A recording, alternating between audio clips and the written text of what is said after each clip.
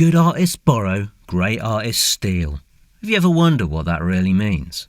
I did. So, I set out on an exciting, varied and dynamic journey of discovery, which, for the purposes of maintaining a strict visual style, won't be shown. But is this phrase just a catchy yet meaningless string of mouth noises or something more? Between my brains and your willingness to passively sit and listen to everything I say, we'll get to the bottom of things. There's a phenomenon in pop and rock that fascinates me. The plagiarism conversation's an old one. This song has the same riff as that one, etc. But what about songs that go beyond the tune and actually steal the essence of a whole other song or band? Check out the Knickerbockers. Lies, I can't believe a word you say. Who weren't the only band to have heard of the Beatles.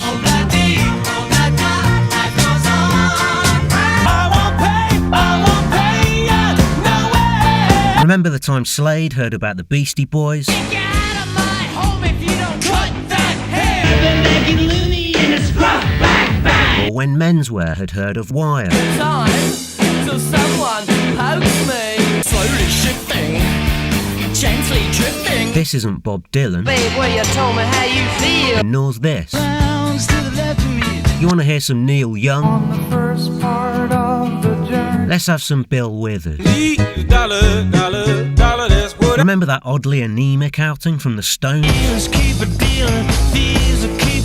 And then, of course, there's famous white man Marvin Gaye. But really, by the definition of today's phrase, these lot aren't stealing, they're borrowing. We don't know who actually coined the whole borrowing, stealing thing, only that it wasn't Picasso, despite what you might have heard. T.S. Eliot was one of several people who had his own variation, which went, immature poets imitate, mature poets steal, and his use of imitate kind of clarifies things. Borrowing is to fall short of creating something of your own, and this isn't always bad. The Knickerbockers practically out-Beatled the Beatles just there, but it's an odd place for an artist to end up.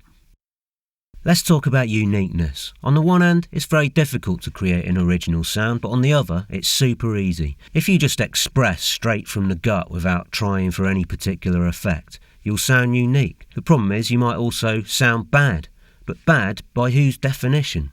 If you'd said to any singer in the mid-70s, have you thought about just sneering and shouting and kind of only occasionally hinting at notes, but the wrong notes, they'd have thought you were taking the piss. And yet, 2 years later,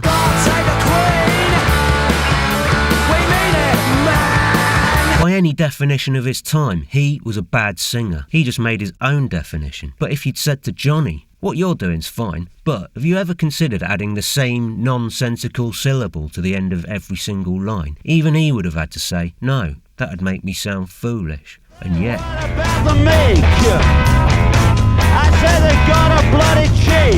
true uniqueness means no points of reference, and so, with no way to orient themselves, many onlookers will dismiss what you're doing as shit. And it may be that you're uncovering whole new ways to be brilliant, but it's also likely that you'll just be this guy. I'm worth my pants, the curb because right now I'm having it. Disregarding all common notions of good takes rare amounts of a particular quality, which in the successful we call self-belief, and in everyone else, self-delusion. Most of us don't have that quality in rare amounts, and that's okay. You don't have to reinvent the wheel to make your own thing, just as you don't have to reinvent the human face for your friends to pick you out of a crowd. You can be an original while falling short of uniqueness, and all you have to do is become a good thief. All creative people are influenced. All of them look at things they love and think to themselves, I want to do that. The question is, what do you mean by that? Do you mean, I want to express myself with that level of distinction? Or do you just mean you like this? This is karma's gonna get you. So you made this. I'm hiding out in the sun. Liam Gallagher there, coming across like someone who thinks sounding like a thing is as good as being that thing, when really the lesson to take from an original is be original. The only way to meaningfully emulate John Lennon is to sound nothing like him. We wouldn't be talking about him if he just slavishly copied Elvis, would we? He didn't do that. He took inspiration. I love you, I love you, I love you, and he did something new with it. I love you, I love you, I love you. The the perfect crime. A super sleuth couldn't locate those stolen goods if the perpetrator himself hadn't tipped us off. Here's another couple of examples.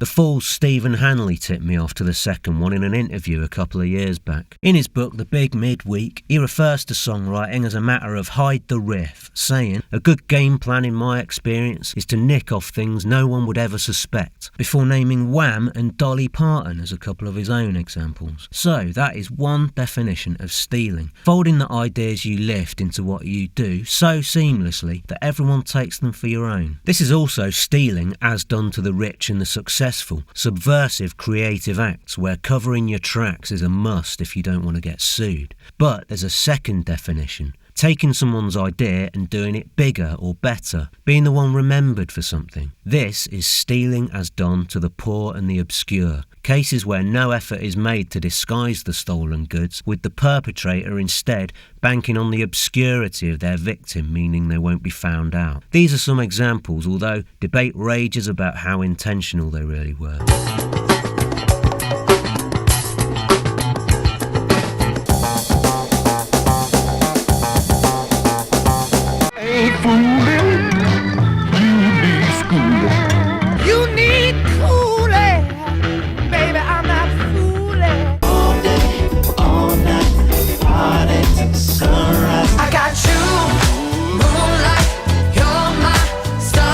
You could argue this type of stealing also applies to certain covers. Someone does such a definitive version of a song the original artist gets forgotten. Things like Tainted Love, Girls Just Wanna Have Fun, Without You, Torn, etc. In those cases at least someone's getting paid though, if not always the right someone.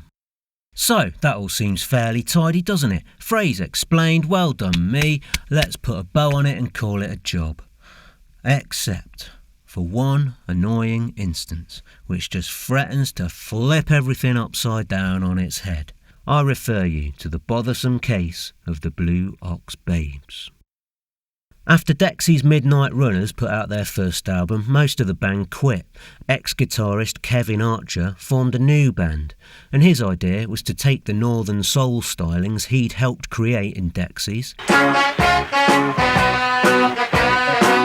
and add a Celtic folk twist to create a whole new sound.